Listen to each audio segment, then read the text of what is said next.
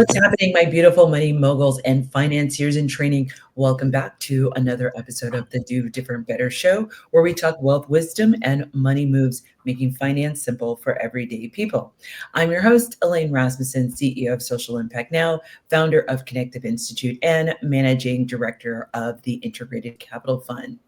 You may notice that I have a little bit of a different background today. I'm in Portland, Oregon at FinCon 25, a conference for finance content creators. It's my first time attending, and it has just been absolutely amazing. And my guest, we were just talking about, he is also a FinCon a veteran, and he'll talk a little bit more about that if we're lucky.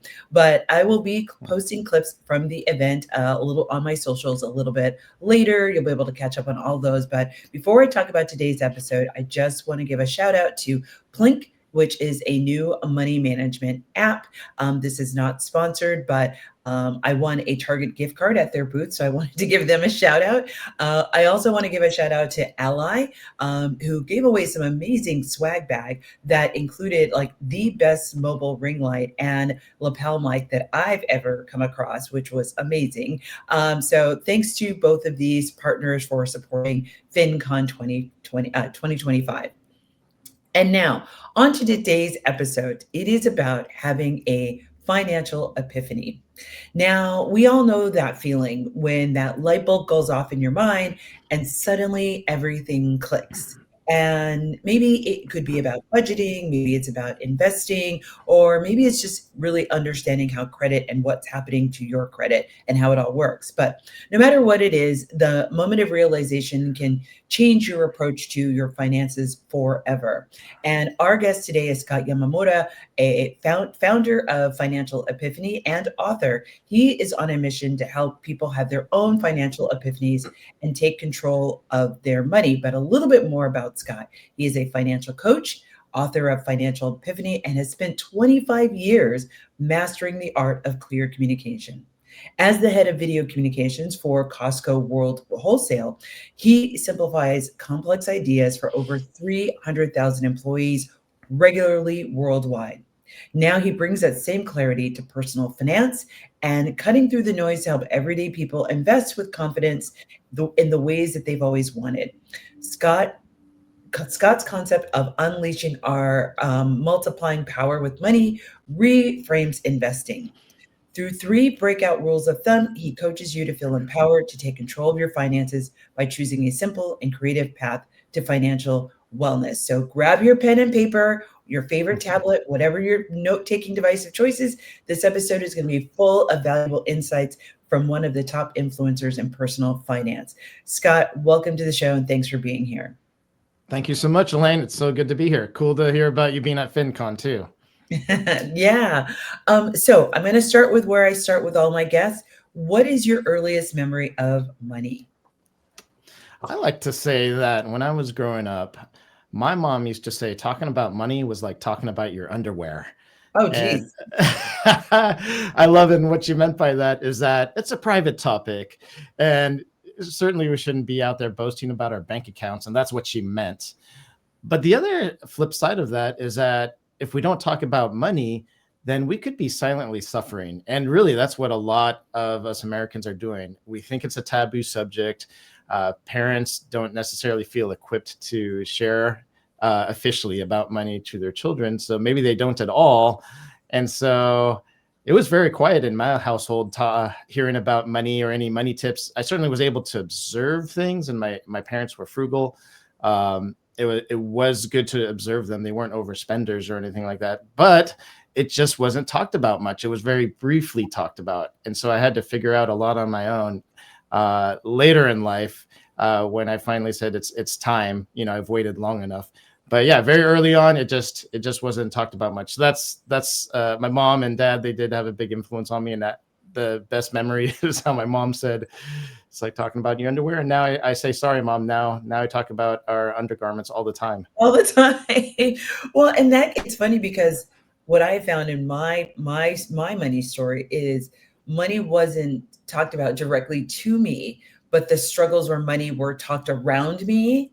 And so you're getting these messages without knowing that you're getting these messages. That's So right. with that being said, how did the not talking about your underwear, shape your view of wealth growing up. Right. So like you're mentioning, and I was getting at, is modeling, right? So you're watching the behavior, but you're just not getting coaching. You're not getting specifics. You're not getting a lot of information. Another message that I understood was, and a lot of people grow up with, is that investing is like gambling. The stock market is like gambling. And so that's another um, message that I needed to study for myself and decide for myself what I thought about that. And my views certainly changed from, oh, that's gambling, I know nothing about it, I'm intimidated by understanding the stock market, to studying finance later, and later learning, oh, this is the belief in the American economy. This is the belief in the very company that I work at. This is the belief of in the companies that many of my friends and family and neighbors work at. We're all trying to do our best and create products and services that we wouldn't mind buying from each other. And so if we believe in that system, then investing, that myth of it's gambling kind of fades away. So but those small messages, I had to research them for myself. Another simple message. All these simple messages came through my family, that giving was going to be part of what I do. So I was raised with that, and I'm glad that that was a muscle they helped build in me early, to be generous and to find causes you want to support. Another one was when I started my job later in life. My father said, invest in your 401k. There's free money in that. But that was just about it. There's free money in that. And so I would act timidly. I knew it was good advice. What's happening? Yeah. I knew it was good advice. I know I was supposed to do it, but you act timidly when you don't fully understand things. So the free money was, of course, he was referring to company matching in your retirement account when you do a 401k. But yeah, these were very simple messages without a lot of explanation. So I had to rely on a lot of my own research once I decided I was going to get over this intimidating, scary, overwhelming barrier called money. And do you remember maybe around the age where that happened for you? I know for me, it really wasn't even until my 30s. Yeah, I would say middle age. Yeah. And I call it kind of, there's 2 days of reckoning. One is the day of reckoning that I hit, where I was like, I got to figure this out. I'm either going to figure out how to maintain a house or fix a car, or I'm going to get to know this money thing. I just sort of decided on personal finance to get over it, because you can only go so long. And for me, stay naive so long. It's time to jump in at some point. But what got me going was I needed to save for my son's college. That started to come to mind. I needed to really think about my own retirement. And I was thinking about my parents and my in-laws. They need help financially at some point. So at some point, money is going to be on your radar if you don't do it yourself earlier. The earlier, the better. But certainly for me, it was on my plate and unavoidable. So that's where I really needed to face it. Oh, I love that. So you call yourself an imposter to the field of finance, which I absolutely adore, because I feel like there's Mm, so many of us who come to finance that like I literally at FinCon I met, oh, I was a teacher. There's been so many teachers who mm. transitioned Oh, into finance, love which it. I find hilarious. I love But it. that's what makes your voice so needed. But Mm. what made you really start rethinking everything you've been taught about money? And I know you talked a little bit about that, but like now to be able to say, like, I'm going to sit down and like write a book. Well, I love that word imposter. Actually, think it's a great word to describe things, because I used to be scared of thinking of meeting with a financial advisor. I think a lot of people are. They might think it's like going to the dentist or something. I'm going to be scolded for what I've been doing with money. And so I felt the same way, very intimidated by thinking of sitting in the office of a financial advisor.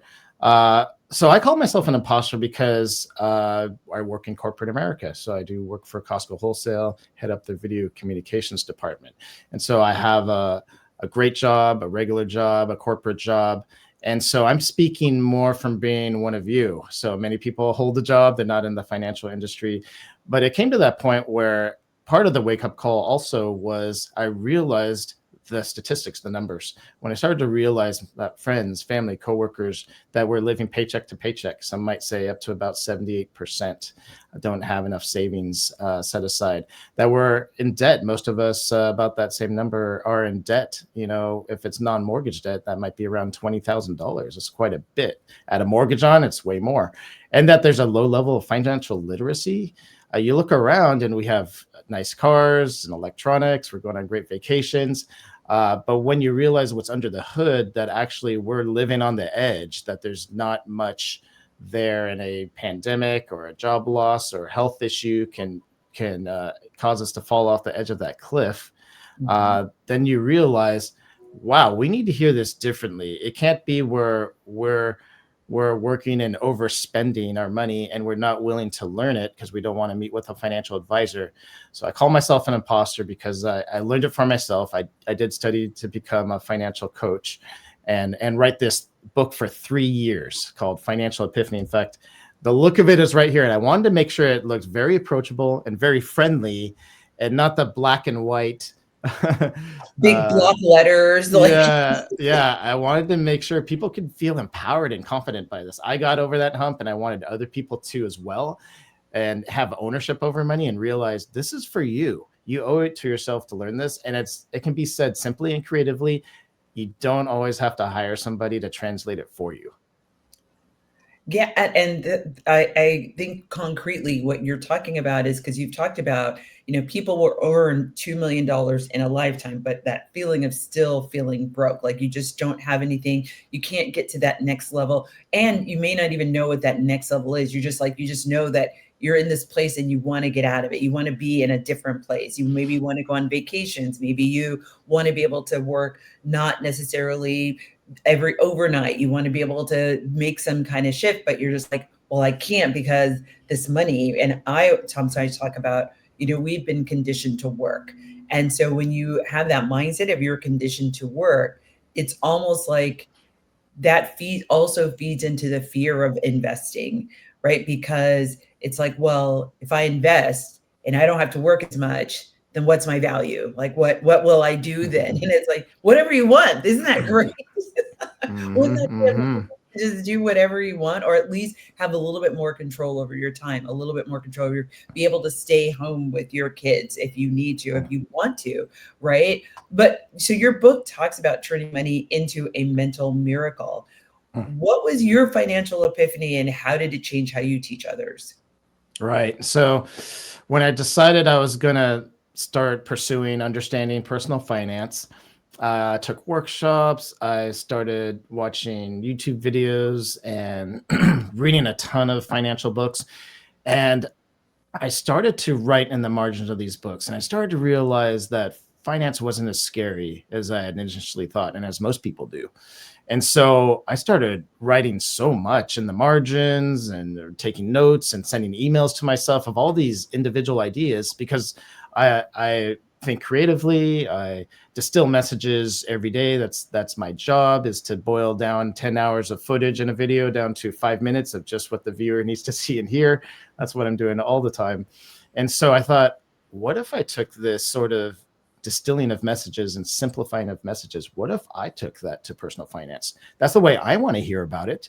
And I was previously frightened by this. What if we made this so approachable and looked at, if financial literacy is low and most of us are in trouble with finances and don't have a lot in our bank accounts, what if it was stated that way? And I think of teaching finances like a pie. You're at FinCon and there's thousands of content creators there that think of their own unique way to share about finances. And I feel like we each have a piece of that pie and a slice, and someone can come up to that pie and say, that's the slice for me. That's the way I needed to hear about it.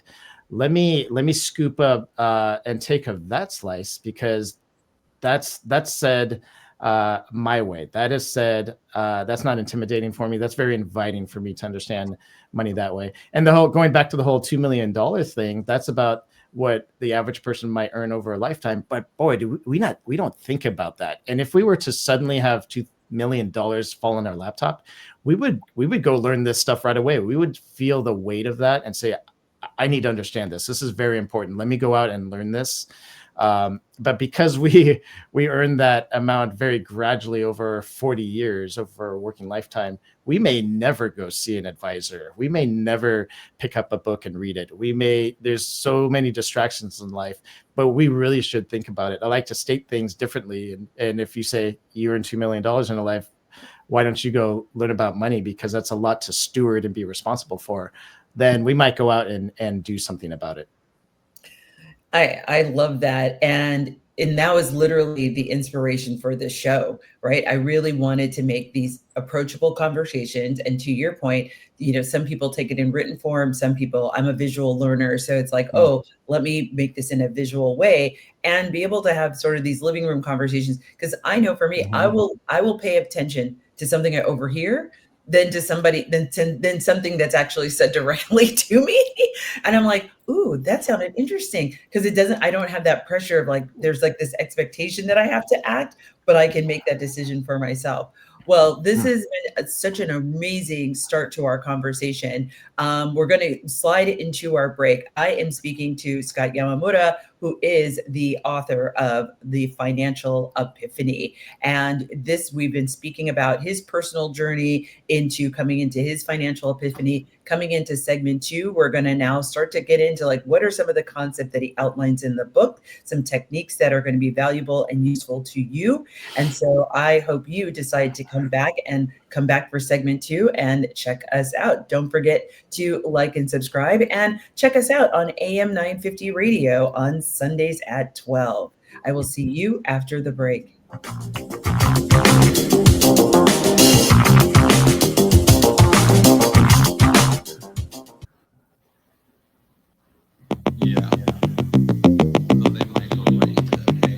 Welcome back to the second segment of this episode of the Do.Different.Better Show. I'm your host, Elena.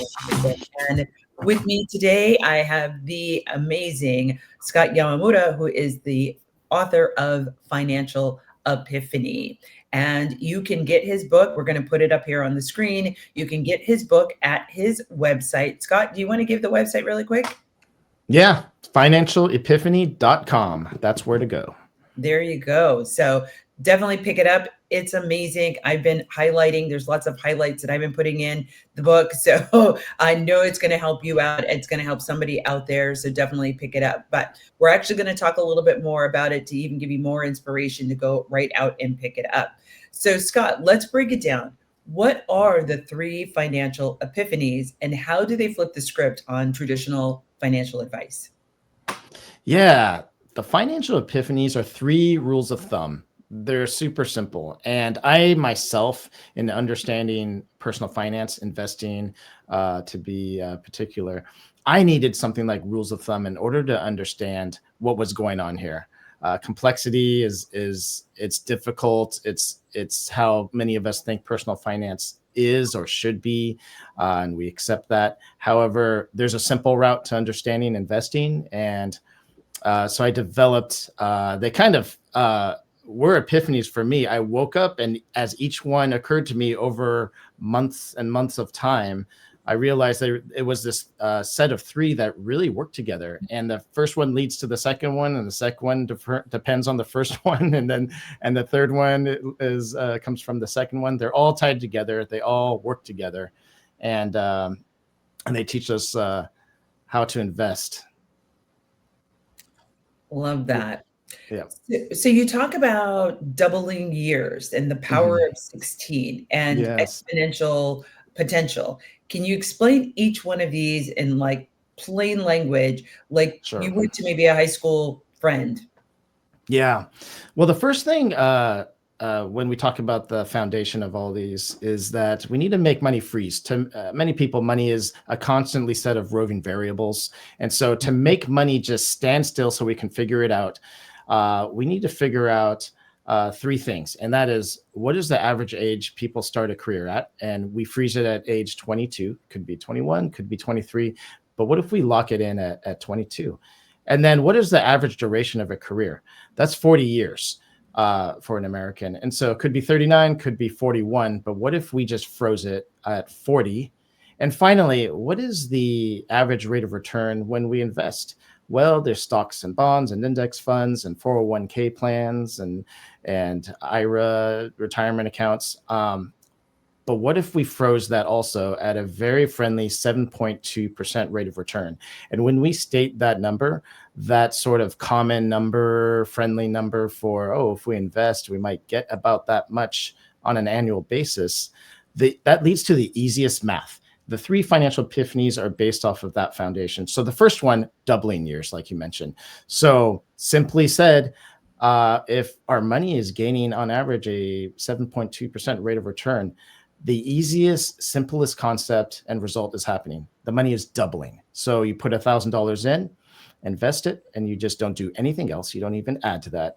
And 10 years later, if it's gaining that rate of return, it doubles into $2,000. So you understand the input. $1,000 invested turns to $2,000. And that's simple. It's so simple. 10 years is simple.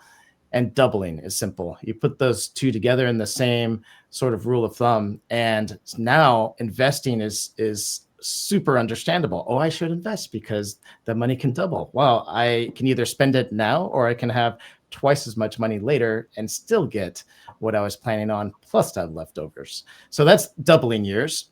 Mm-hmm. And then that leads on to the power of 16, which is, well, who works just 10 years? Who thinks about only 10 years? We work 40 years. So if money doubles every 10 years, 1,000 turns to 2,000 after 10 years. What if I waited 10 more years? 2,000 doubles to 4,000 without doing another thing. Mm-hmm. And what if I waited another 10 years? 4,000 doubles to 8,000 and waited another 10 years, 8,000 doubles to 16,000. And that's with just inserting 1,000 at the beginning. And now there's 16,000 at the end by the time we retire. That is incredible. Now we understand it, input and an output along our whole career life. Wow, every $1,000 I put in can double into 16,000. Now we're quantifying something that was previously misunderstood and a mystery to us. And I realized also sitting at my dining room table, okay, I get excited about money growing, but a lot of people don't. No. We are now-minded people, not later-minded. We want instant gratification. 40 years? You want me to wait 40 years? Not a lot of people are $16,000. Yeah. And so I thought to myself, what do I do about this? I need to look at this differently. And then I realized you flip it. And when you flip things, it says something entirely different. It doesn't talk about money multiplying anymore. It actually talks about you having a multiplying power. It talks about you having an ability, like an athletic ability. This ability that you need to steward and use now, that is the most potent, that is the most powerful now. Older generations will tell us, you need to save early, save early. I should have done so. I wish I could go back and do this all over again. I would have saved more earlier. And we need to be listening to them because what they're talking about is compound interest. What they're talking about is what I like to say is this multiplying power that you have when you start your career. You're working and you have an earned income and you have the ability to invest. That is when we have what I call the power of 16. I'm slapping a number on it. I'm slapping an age on it. Most people start a career around age 22.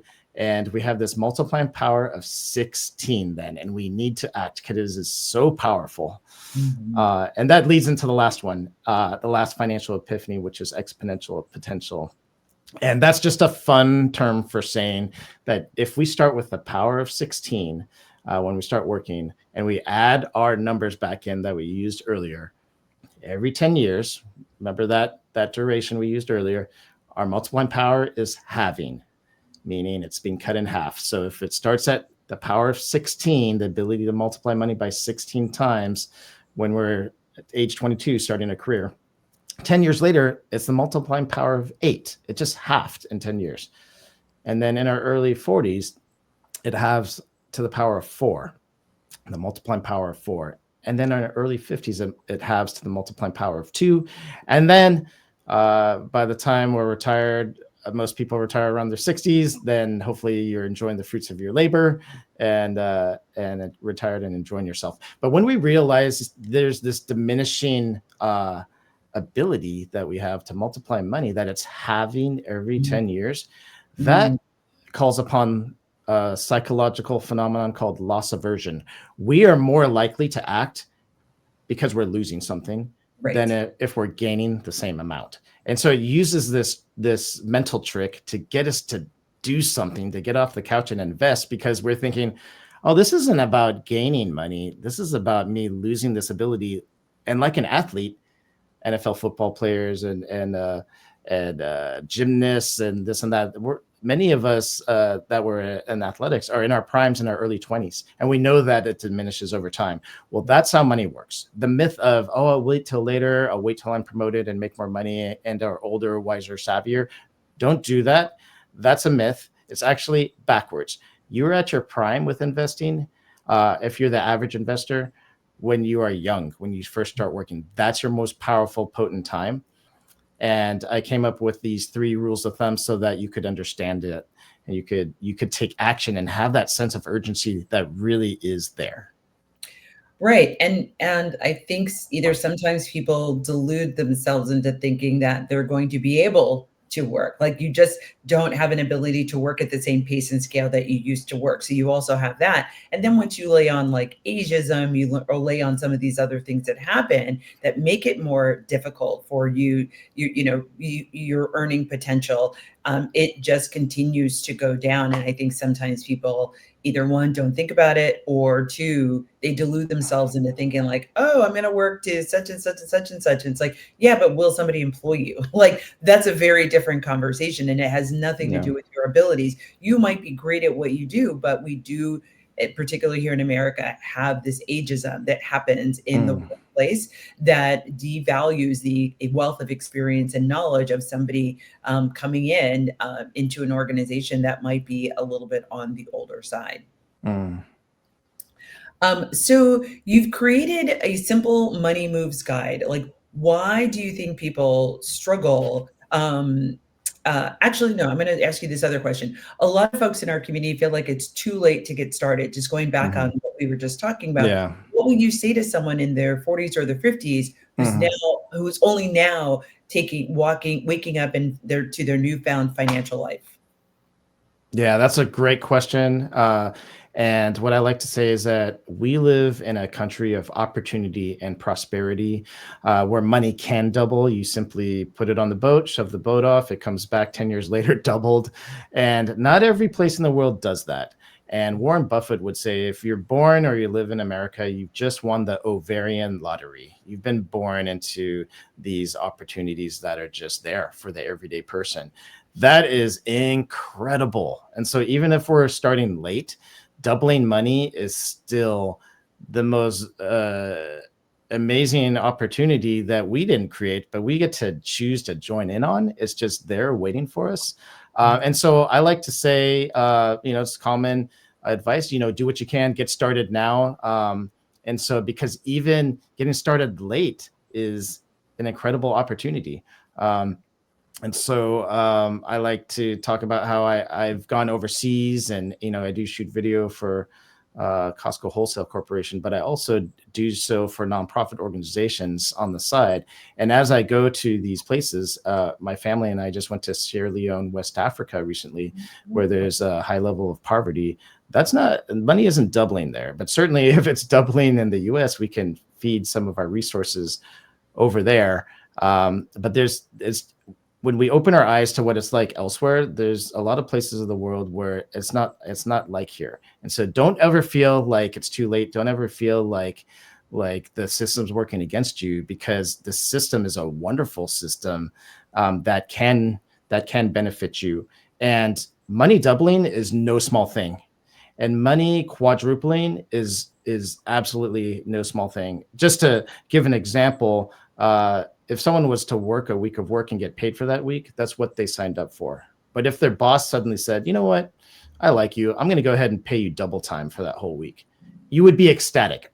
Oh, work 1 week and get paid for 2. That is amazing. We would just be off the charts amazing. And that is what money doubling is like. But just for some comparison, what's the power of 16 like? Well, that's like working a week of work and getting paid for 4 months, and then working another week of work and getting paid for 4 months. That is so ridiculous and off the charts. The miracle of compound interest is sometimes said that it's the 8th wonder of the world. It's so incredible. And that just doesn't do it any justice. We say that and we say, oh, okay, it's compound interest. That's great. But when you think you work a week of work and get paid 4 months, and then you get to work another week and get paid 4 months, that's something you would absolutely do if that were true. And that is the truth behind multiplying your money. You invest, it can multiply to just unfathomable amounts.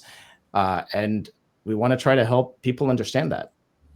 Yeah, and I think it's important to just name, particularly in this country, it is sometimes harder for some folks than others just because of circumstances, right? So, but I think your point is it's starting somewhere, and I often talk about Yeah. my own story of just starting with $5. I literally started. I was working $12 an hour. And I was like, I've got to start somewhere. So I just started with every week, saving $5 an hour. I mean, $5 a week. And that was multiplying in a way that I never even thought was possible, even with just, interest rates weren't great, but just the fact that I was putting that money away. And when I realized when like my son had something come up and I had to pay for it, the fact that I didn't have to check my bank account. I knew the money was there. I knew that I could take care of this thing. And that was an epiphanal moment for me. I was just like, oh, this is what I define as wealth. Wealth is that you have what you need to take care of what you need. And then anything after that's being wealthy. Like, right? There's having wealth and then there's being wealthy. And that is the distinguishing difference between those things. I'm like, oh, I can take care of what I need to take care of.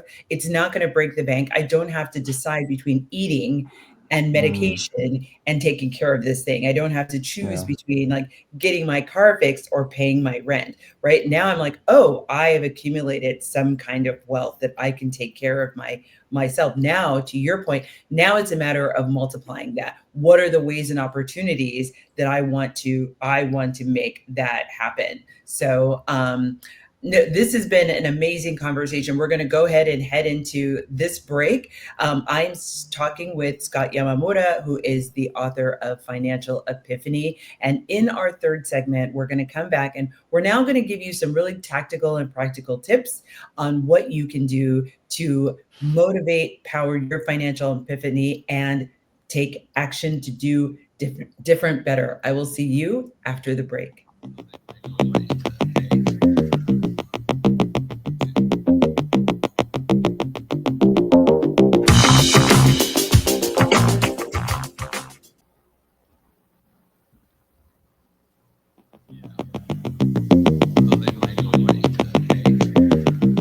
Welcome back, my financiers in training. You are listening to the Do.Different.Better Show. I'm your host, Elaine Rasmussen, and we have the amazing Scott Yamamura, who is the author of Financial Epiphany. And we have just been doing an amazing talk. We started in segment 1 talking about his personal story, followed that up in segment 2 with really talking about some of the content in the book. And now we're going to get into some concrete strategies that you're going to be able to walk away with today and be able to act on creating your financial epiphany and then acting on it. So, Scott, you've said we overspend and undersave, but not because we're irresponsible. What's really keeping people from taking action with their money?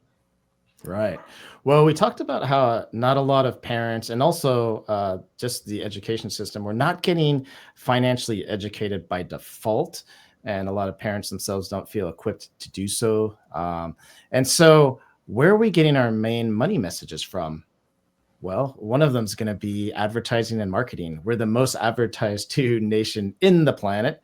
Congratulations for that. $400 billion a year, which is about $1,000 per person, even the babies. And so if that's where we're getting our main money message from, and if we're on social media and we're watching each other's social media lives, then we are spending by default. And that's just the default because that's the main message with money we're getting. Spend, spend, spend.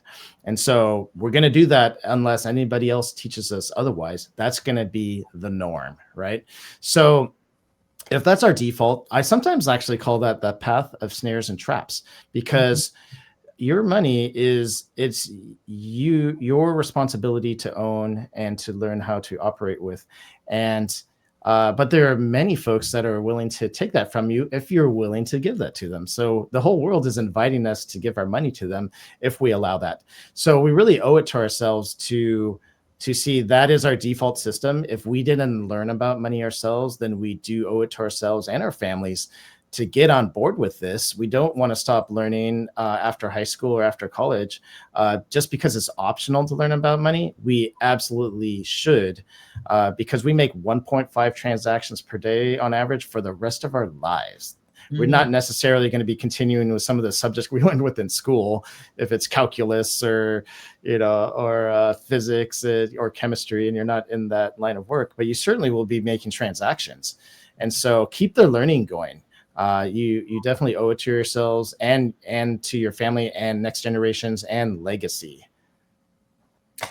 Yeah, it's so important, and I think sometimes people can just get a little they just get a little overwhelmed and not knowing where to start. And what is so nice at and we started the show talking about FinCon, and this is a whole Mm. conference for finance creators, and you can find your slice, like whatever your learning style is. Mm-hmm. Neurodivergent, if you're a creative, if you're in a certain region of the country, and there's so much accessibility to information. It's almost like you have no excuse. I mean, for me, I found this little Susie Orman book, and I Mm. redlined it, Yeah. and there was no internet. There was no way to you're like whatever was available to you in the library or in the bookstore. And so that's how we get started. But even if that's the case, the fact that we get started is the most important thing. So then what's one mindset shift and one money move that you recommend to someone who wants to just stop floating and they really want to Mm. start building a plan? Yeah, absolutely. We need a starting point. So, a mindset shift is that I like to talk about is okay, if there's these three financial epiphanies, they all lead to understanding what is my multiplying power with money. And so, let's say someone is middle aged and they realize, oh, I have the multiplying power of 4. Let's say they're 42. Okay, well, that's the first step. I have the multiplying power of 4. Okay, so every $1,000 I invest now should multiply into $4,000 by the time I retire, and I should keep doing that over and over and over again. Okay, let me first understand the multiplying power. That will give me the confidence to take action. Now I know the input and the output when I do something with money. That's the start, understanding multiplying power. And then the second thing is I want you to think about yourself as an athlete. And just like a coach to an athlete says, you've got this potential, don't squander it. Okay, you've got bad grades. Okay, and you can't play football right now because of your grades. The school's not going to let you. So let's get our grades up, meaning let's get out of debt, let's get financially healthy, let's learn this stuff so that you can get out on the field because you have this ability and you can be the highest scorer on your team and you can, have these amazing opportunities and have a successful year for your team. But you're not playing right now. We need to get you in the game. And you need to use this ability and steward this thing because it is diminishing every 10 years. So you see, when we describe things in this way and we say you're like an athlete, take action, your multiplying power does change over time. It does diminish. Then it gets people off the couch and starting to invest. And if you have a 401k plan at work, that's a great place to start. If not, start a individual retirement account at a discount brokerage firm like Charles Schwab, Fidelity, or Vanguard. So I start with retirement accounts. That's where I tell people to get things going. It's beautiful to see that money grow over time. It's a long-term thing. If you are working and investing long enough to see it double and then double again, it's incredible. And then you say, this is mine, and this is the seed that I planted. And it's so gratifying. You get excited and build confidence to do even more with money. But it takes time. It's a turtles race. But once again, I like to flip it because turtles aren't that exciting. I like to say it's like you're an athlete and you start with this amazing multiplying power that diminishes over time.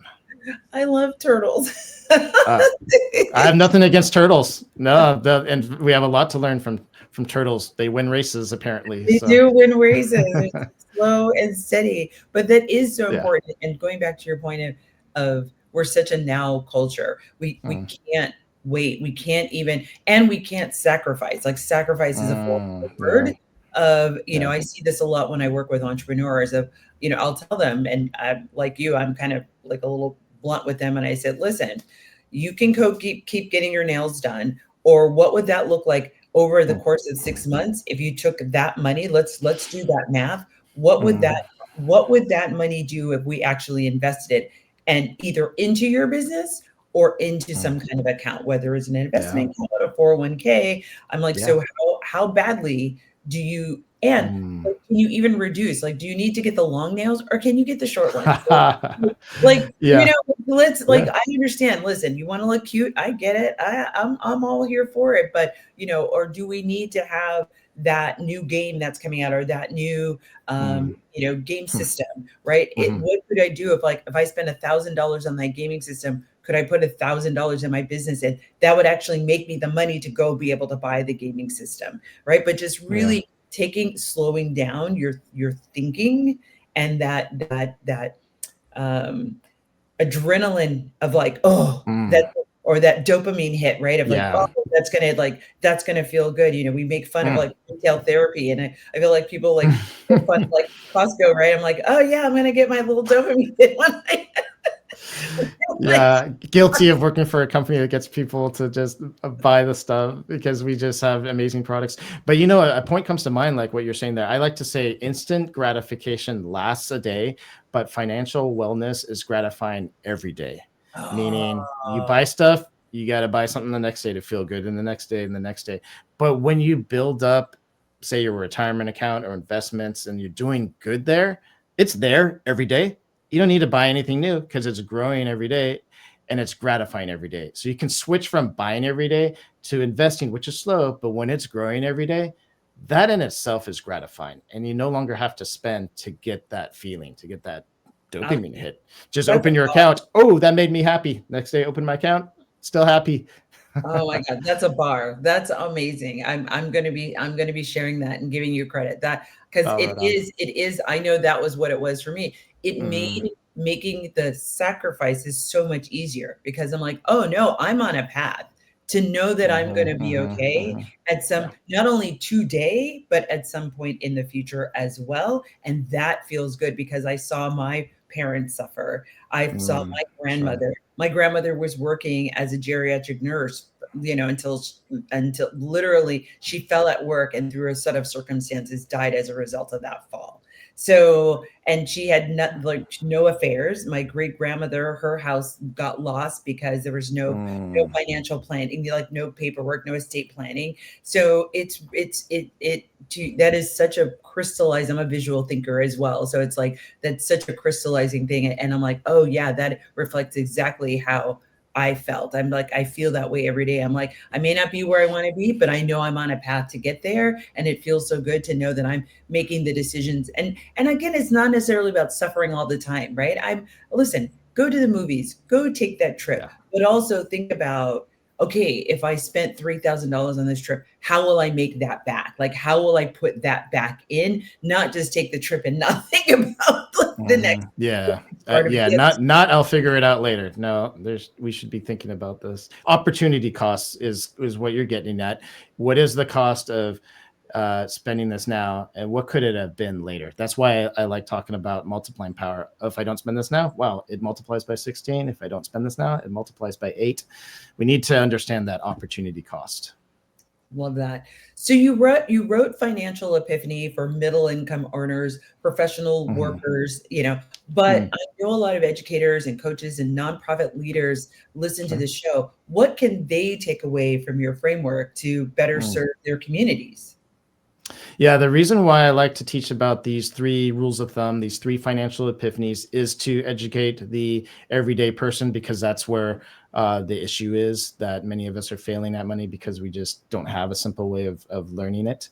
And so when it comes to just the broad spectrum of people out there that want to get good at money, I like to put it this way. So we want to learn our multiplying power can get us out of debt, because now our money has work to do, and we understand what our money can do now, how it can multiply.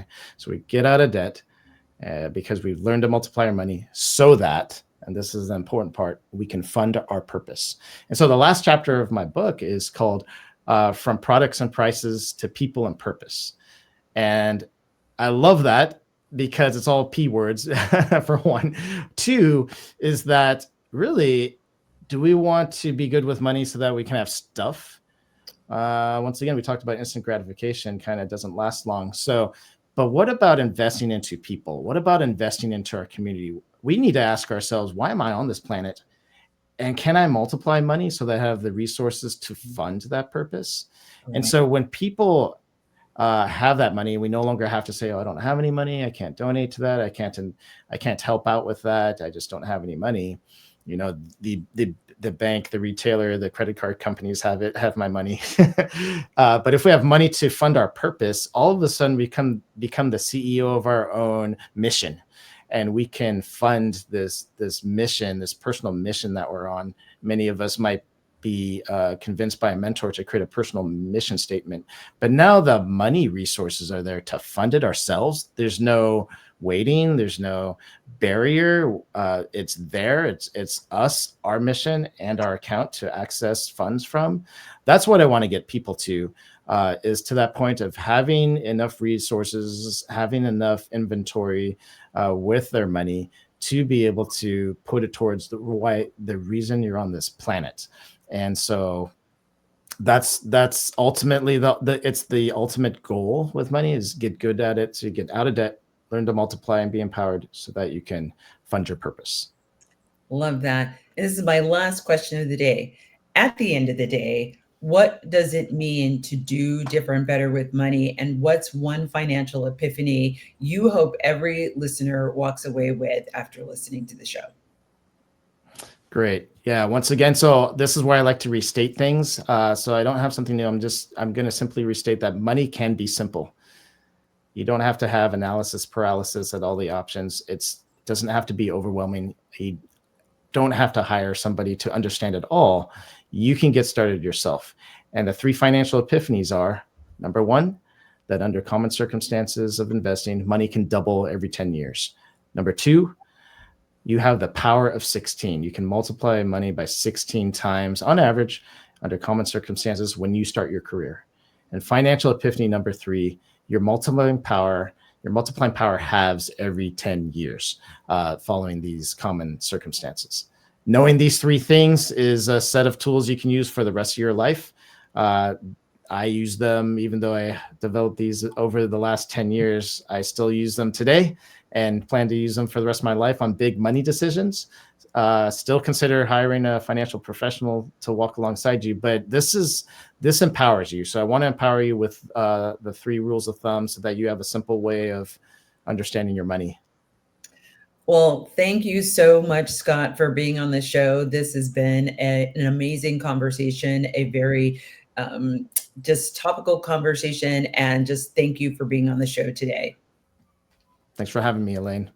You've been listening to Scott Yamamura, the author of Financial Epiphany. We've just gone through a roller coaster ride talking about his own personal money epiphany, talking about some of the content that's in the book, and then also just giving you some concrete steps on how you can get started with the 3 valuable principles of getting to your financial epiphany and then acting on it. So it's so great to have you. Thank you so much for listening to the show. You're listening to the Do.Different.Better Show. I'm your host, Elaine Rasmussen. Do not forget to like and hit the subscribe button. If you've got questions for Scott or for me, you can go to financialepiphany.com. You can find his book. You can find him and connect and contact him. But also you can watch the show on on YouTube at Do Different Better. You can also listen to us on the radio at AM 950 Radio in Minnesota and anywhere else that you can get your radio stations that you've listened to. But thank you so much for joining us. I really appreciate it. And we will see you next time, where I am going to have Scott Collins. And Scott Collins is the author of Trust Your Trust Fund, and he is the founder of being the Trust Fund Coach. So with that, I am signing off. I will see you all next time, where we are going to do different better together.